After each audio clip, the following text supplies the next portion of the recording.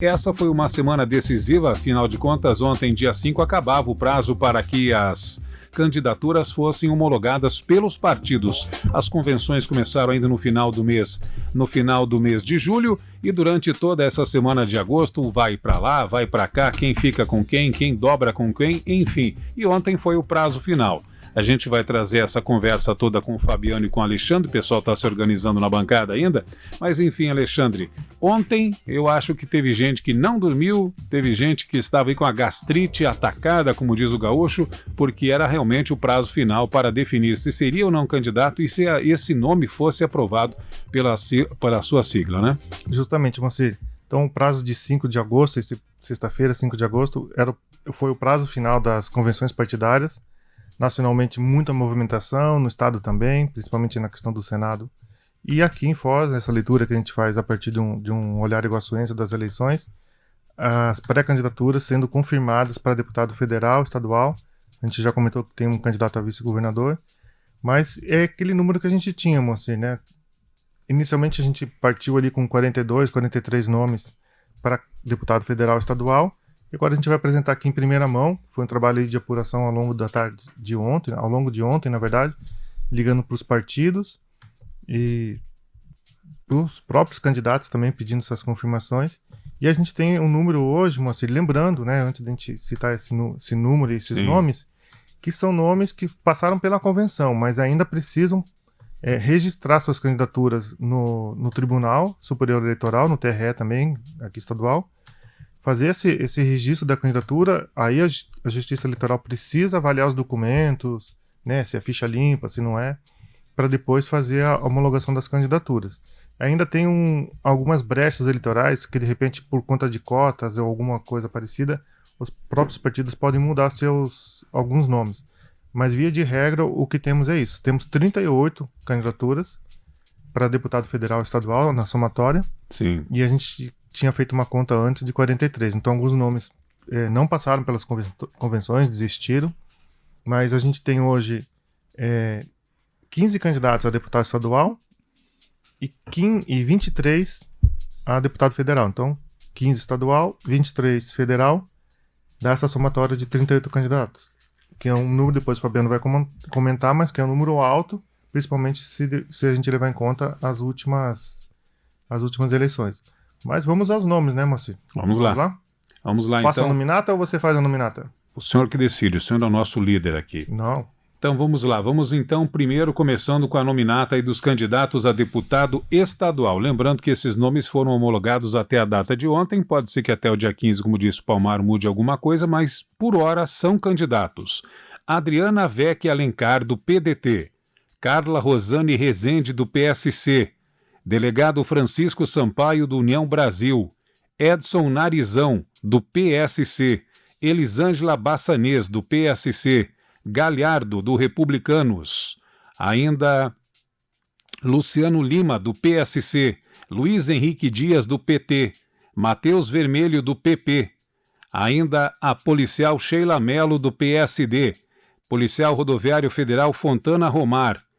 Então são os candidatos aí que estão da nominata para deputado estadual, Alexandre. Tem mais alguns nomes ainda da nominata para estadual. O Ricardo Albuquerque, que é pelo Patriota, a Rosa Jerônimo pelo PMDB, o Sidney Prestes pelo Republicano e o atual deputado Frutti pelo PROS. Exatamente. Que busca a reeleição. Antes de a gente ir para os federais, Moacir, só algum comentário em relação ao PSC. A gente teve muita dificuldade ontem para falar com o presidente do PSC aqui em Foz do Iguaçu, também com o presidente do PSC no estado, né, que mudou inclusive recentemente de presidência. Sim. Agora é o Marcelo, um vereador lá de Curitiba. Mas o ouvinte percebeu que tem 4 nomes do PSC, né, para deputado estadual em Foz do Iguaçu. A gente buscou confirmar com um desses nomes, um nome conhecido aqui do PSC, e de fato a pessoa falou, não, realmente são esses 4 nomes.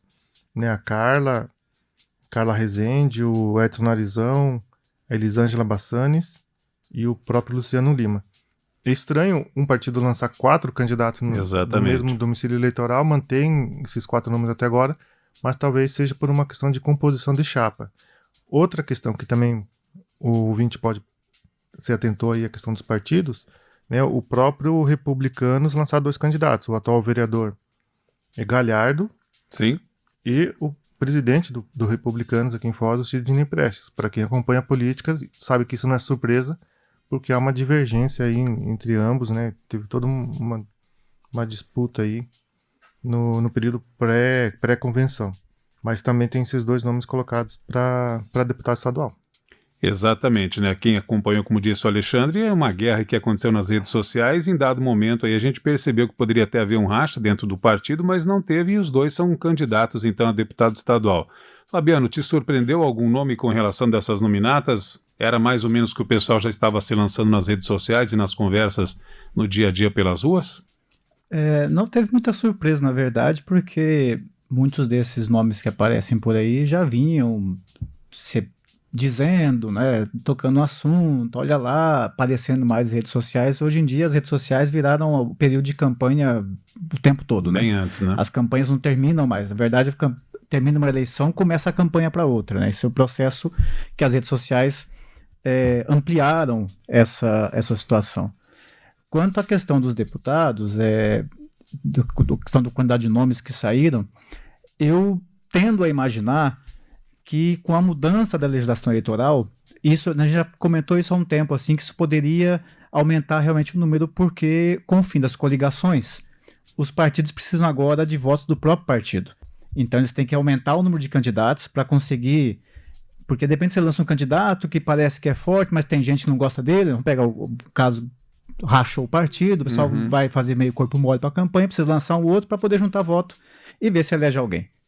Então, essa é uma tendência que os partidos terão este ano, assim como a eleição para vereador, a última eleição para vereador, que não tinha mais coligação, os partidos lançaram muitos candidatos. Lembrando disso, nós tivemos mais de 400 candidatos em Foz do Iguaçu, né? Exatamente a poder somar voto. Porque antes você podia juntar um candidato com um partido, com outro partido, e aí isso ia... você podia concentrar, o partido concentrava o nome em um, porque também contava com votos de outros partidos. Agora é cada um por si, né? Então, nessa conta, você tem que realmente aumentar o número de candidatos para poder fazer essa disputa. Salvo aí o caso das 3 federações formadas, né? Que disputam aí como coligação ainda. Mas a maioria dos outros partidos vai ter que lançar nome mesmo para conseguir o maior número de votos. E às vezes vários nomes na mesma cidade, né? Às vezes, quando tem candidaturas fortes em várias cidades, você consegue pulverizar isso nas 399 cidades do Paraná.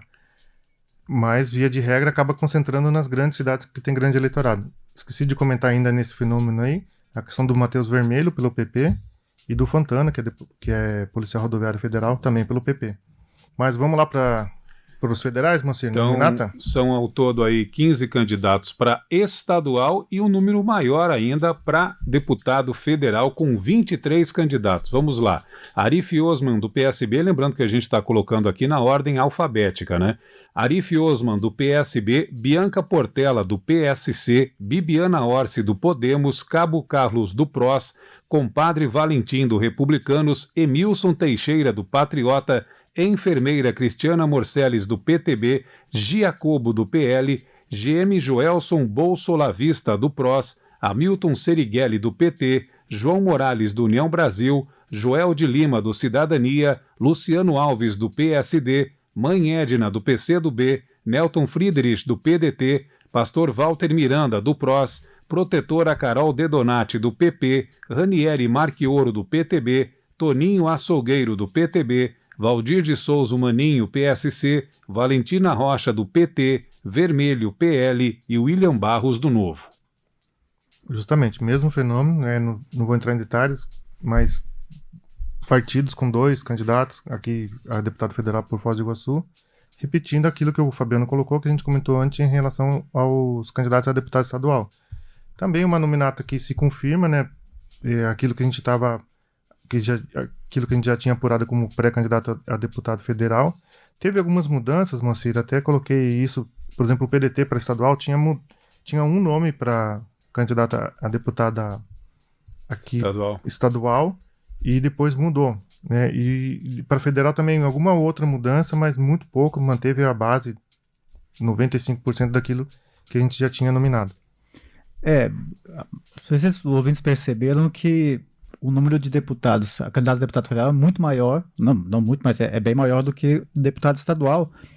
E acho que todo mundo, não sei se sabe, mas assim, nós temos mais vagas para deputado estadual do que deputado federal, né? A Assembleia Legislativa são 54 vagas e para o Congresso, para a Câmara dos Deputados, são 30 vagas para a Paraná tem. E aí a questão assim, por que você lança mais para deputado federal? Mas, Fabiano, né? Desculpa interrompê-lo, mas tradicionalmente se lançava mais para estadual, né? Exatamente. Houve uma inversão esse ano. Exatamente, e tem um motivo para isso também, né? Porque tem a famosa cláusula de barreira, que é o mínimo que os partidos têm que fazer de votos e o mínimo de candidatos eleitos ou candidatos eleitos para poder ter acesso a fundo partidário, à organização da própria Câmara, né? Este ano a cláusula de barreira subiu para 2%. Então, assim, o partido para poder ter direito a fundo partidário e ali exercer algumas funções no Congresso, ele precisa fazer 2% dos votos válidos distribuídos em pelo menos 1/3 das unidades de federação. Isso é, tem que fazer pelo menos 2% distribuído em 9 estados no país todo.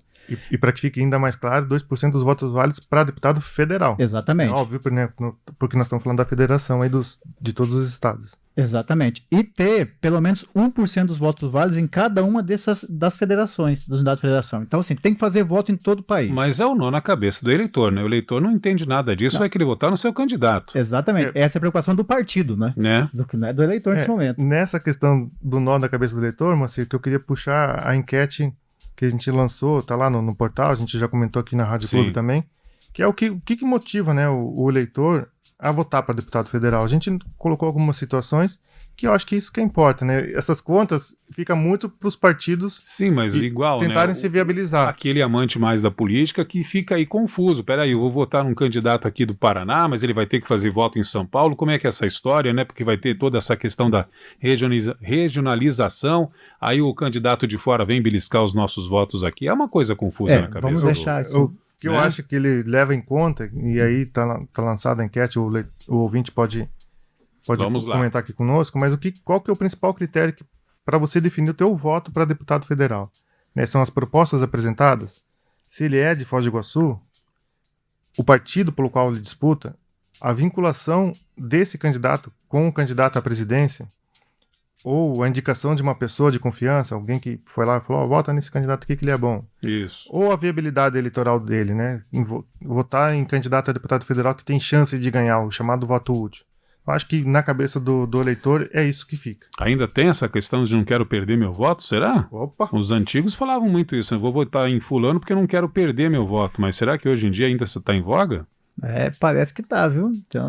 Deixa eu colocar os comentários aqui das pessoas que estão lá na página do H2Foz. O Alexandre manda um abraço para você, meu caro Fabiano Severino. E o Giovanni Fagundes diz o seguinte: como sempre, vários candidatos sem a mínima condição de se eleger.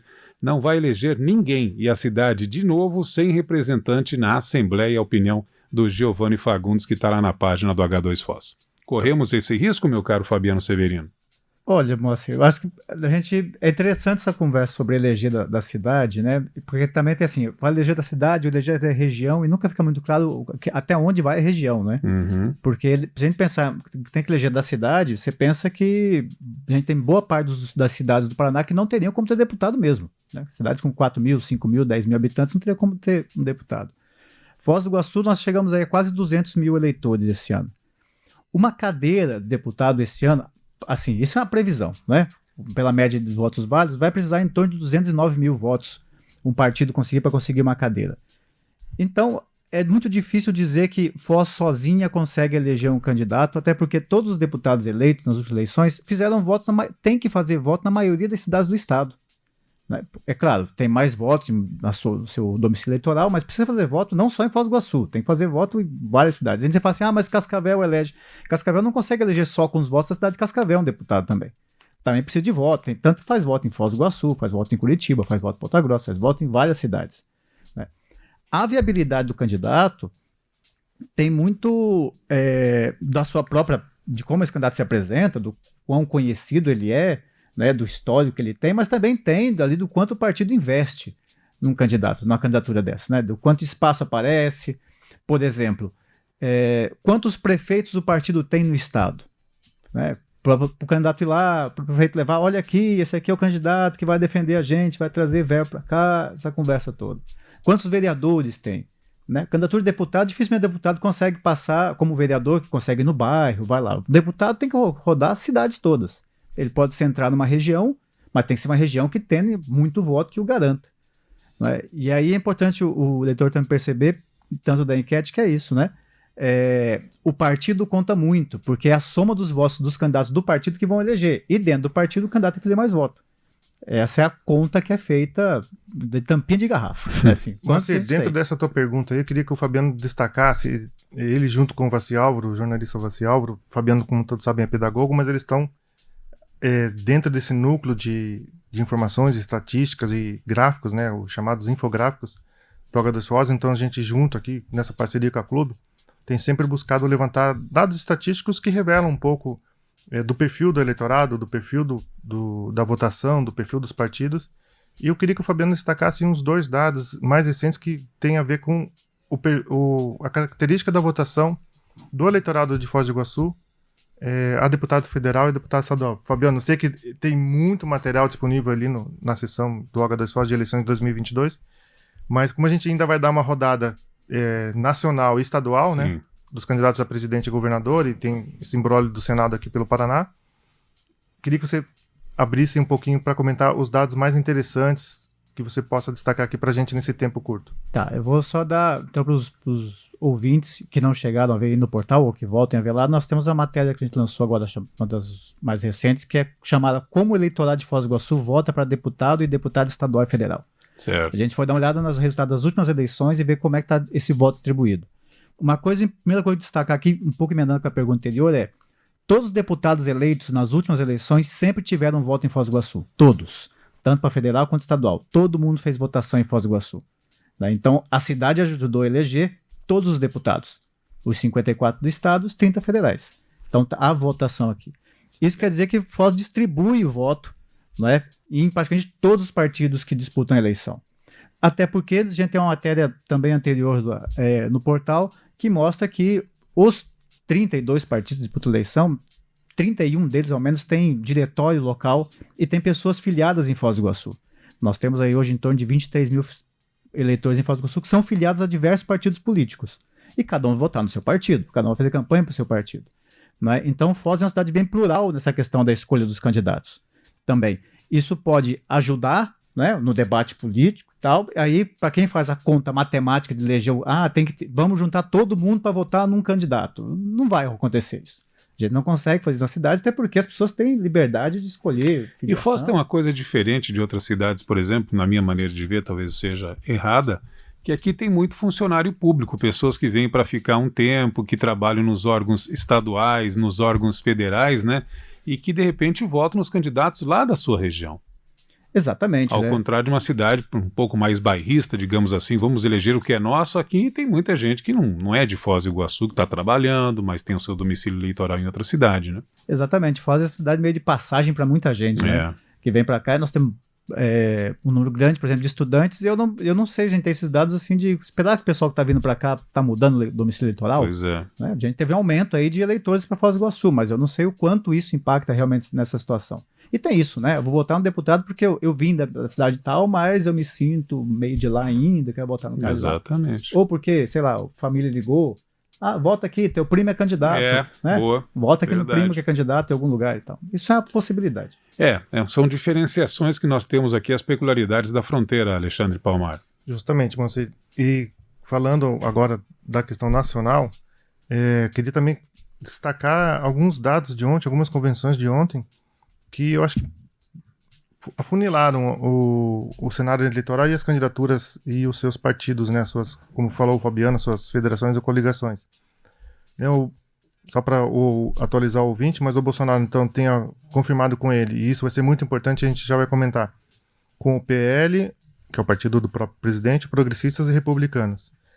Em 2018, essas 3 legendas somavam 101 deputados, que é uma conta muito importante que vai determinar o fundo eleitoral e principalmente a questão de tempo de TV. Então, 101 deputados pelas 3 legendas em 2018. O Lula fechou, além do seu partido, o PT, PSB, Solidariedade, PSOL, Rede, Avante, PCdoB, Agir, que é o antigo PTC, e o PV. Juntos, né, são 11, se não me engano aqui, elegeram 130 deputados. Então vejam assim, que mesmo com uma quantidade de partidos muito maior, não há uma grande diferença. Há uma diferença significativa, mas não há uma grande diferença entre o total de candidatos da bancada de 2018 dos 3 partidos do Bolsonaro e dos 11 partidos que estão com o Lula agora, de 130 para 101. Ainda não tem essa conta do tempo de TV, mas com certeza a diferença não vai ser muito grande. Aí nós temos também que fecharam ontem. A gente estava com a dúvida do Podemos, né, se iria lançar uma candidatura própria ou não, mas o Podemos acabou fechando apoio à candidata do MDB, a Simone Tebet. Então a Simone vem com MDB, PSDB, Cidadania e o Podemos. E o Ciro Gomes, que, atualizando a informação também para todo mundo, anunciou a sua candidata a vice-presidente, que é a vice-prefeita de Salvador, a Ana Matos, mas é uma candidatura chapa pura, porque a Ana também é do PDT. Então o Ciro Gomes acabou que não conseguiu, não quis aglutinar um outro partido, uma outra sigla. Ele fala que preferiu dessa forma. E aí, além desses nomes, rapidinho, aquilo que a gente já estava comentando durante a semana, o DC com o José Maria Ismael, PTB, o Roberto Jefferson, Partido Novo, o Felipe Dávila, o PCB, a Sofia Manzano, o PROS com o Pablo Marçal, o PSTU, a Vera Lúcia e a UP com o Leonardo Péricles. Então são esses os nomes aí até agora colocados para disputar a presidência da República. Fabiano, alguma coisa que você percebeu de estranho aí, de diferente, ou era isso mesmo? O PT ele consegue aglutinar algumas siglas, é uma tradição nisso. O ex-presidente Lula é muito fácil de diálogo, né, digamos assim. Ali o que me causou estranheza na matéria, o PROS, né, aliado possivelmente ao PT. O PROS, que é o partido aqui do atual deputado estadual, o Soldado Fruit, que tinha, pelo menos na campanha passada, um alinhamento mais a Bolsonaro, né? E de repente agora ele vai ter que aguentar a questão vindo lá de cima com um apoio ao PT. Se não me engano, Moacir, agora posso estar errado, assim, mas se eu não me engano, na eleição passada o PROS já apoiou a candidatura do PT, Haddad. Mas não posso não estar certo agora, tá? Mas na verdade eu acho que é verdade, assim, o Lula tem essa habilidade, né, de sentar com muita gente, mas vai ser interessante alguns passos depois. Eu vou pegar o caso aqui da coligação que, lembrando desse grupo que está com o Lula, há uma federação montada entre PT, PV e PCdoB. Sim. Esse pessoal está junto por 4 anos, né? Mas entra, por exemplo, Solidariedade, que no estado do Paraná tinha o Francisquini. Então a gente vê o Francisquini pedindo o voto pro Lula, vai ser um negócio interessante de ver, né? Eu não sei como vai se comportar esse pessoal, assim. Tem um pessoal aí que vai ficar meio estranho nessa situação. Mas, enfim, como dizer, a gente, nossas divergências... São as costuras políticas, né? A gente conhece o pessoal vai discurso, conversando. Mas que causa estranheza, principalmente duas pessoas que tinham um discurso tão ferrenho contra o PT e agora vai ter que engolir, digamos assim, como diria o Zagallo, essa federação.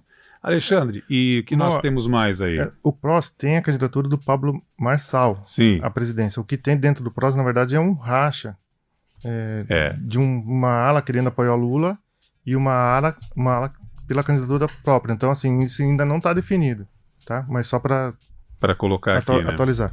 Para o governo do Estado, nosso tempo está acabando aqui, mas os nomes que a gente já tinha anunciado antes, do Ratinho Júnior, PSD, Roberto Requião, PT, o Ricardo Gomide pelo PDT, Solange Ferreira Bueno pelo PMN, Adriano Teixeira PCO, Ângela Machado PSOL, Ivan Bernardo PSTU, Juni Correia Democracia Cristã, o DC, e a Vivi Mota PCB. Lembrando que o vice da Vivi Mota é um candidato daqui de Foz do Iguaçu, o educador Diego Valdez. E ainda, né, nessa questão do cenário, para a gente fechar nossa conversa aqui, na questão do cenário estadual, queria que o Fabiano colocasse essa saia justa aí que ficou o Sérgio Moro, né? Porque agora temos a confirmação do Álvaro Dias, candidato à reeleição pelo Podemos, ao Senado da República, e também o Sérgio Moro, candidato pela União Brasil. Pois é, né? A gente comentava Lembrando que o Deltan Dallagnol é candidato pelo Podemos, a deputado federal.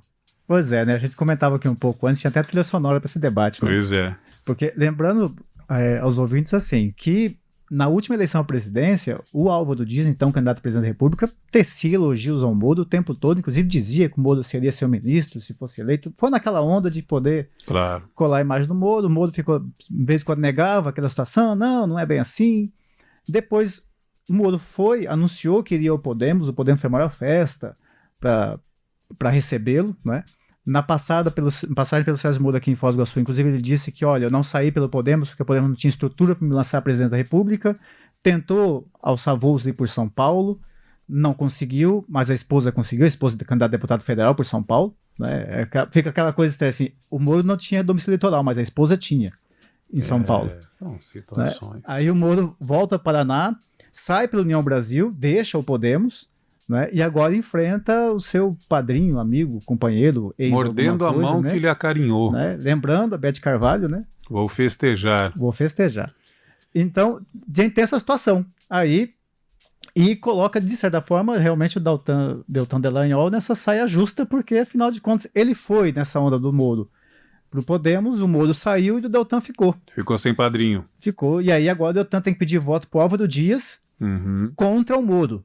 Ou talvez não vá naquela assim, olha, meu candidato é Álvaro Dias, mas o Moro também é bom, né? Numa dessas você faz um meio de campo ali. E um pouco desse cenário também eu vi que foi mudado, porque quando da convenção do PSD, muitas pessoas acharam que o Ratinho apoiaria o Guto Silva, que foi seu chefe de gabinete, e ele acabou apoiando o Paulo Martins, né, que tem um alinhamento mais direto com o presidente Bolsonaro. Inclusive o Ratinho diz que vai fazer campanha para o Bolsonaro no Paraná.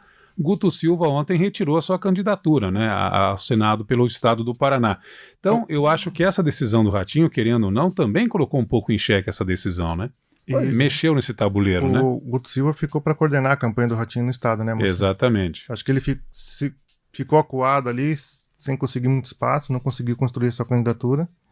E o Ratinho chamou para coordenar a candidatura do Ratinho ao governo do Paraná. Eles têm uma linha de amizade pessoal, né? Então, não causa estranheza esse fato de ele recuar nesse momento. Quem sabe lá na frente ele busca uma outra colocação. Mas que mexeu jovem, né? no jogo ali, mexeu essa decisão do Ratinho, né? Se foi inteligente da parte dele, só o tempo dirá, né? Mas que o Álvaro Dias deve ter ficado meio bravo com o seu Sérgio Moro e vice-versa. Deve ter ficado, né? Vai ser um encontro interessante dos dois, né? Vai ser. Muito bem. Se tudo der certo, a partir de segunda-feira a gente inicia a nossa rodada de entrevistas, agora que a gente já tem ao menos os nomes dos candidatos com o nome homologado nas convenções partidárias. Ainda não são candidaturas oficiais, né? São pré-candidatos, porque depende dessa confirmação da Justiça Eleitoral. Mas a nossa proposta aí é, a partir de segunda-feira, já iniciar a rodada essa mais plural e democrática aí do Rádio Iguaçuense, entrevistando todo mundo para deputado federal, estadual, inclusive se vierem outros candidatos de outras cidades para Foz, cumprindo a agenda eleitoral aqui em Foz, nós estaremos abertos também.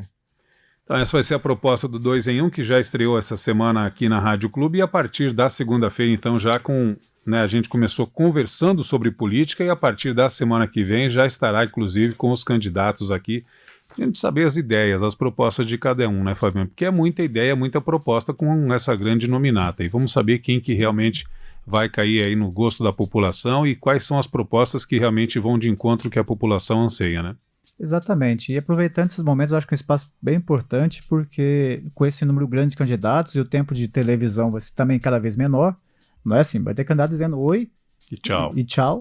Então é importante esses espaços seguir, eu acho que a população olhar isso, né, conheça os candidatos, olhe bem para os candidatos, que é a grande pergunta que só sempre faz, você lembra quem você votou para deputado na última eleição? Porque é uma eleição que parece menor, porque senta ali um governador, quem vai ser o presidente, mas é das mais importantes que tem, porque afinal de contas é onde define orçamento, onde define política pública, né, de longo prazo, onde tem toda uma situação aí que é importante olhar bem, com cuidado, para campanha tanto de deputado estadual quanto de deputado federal.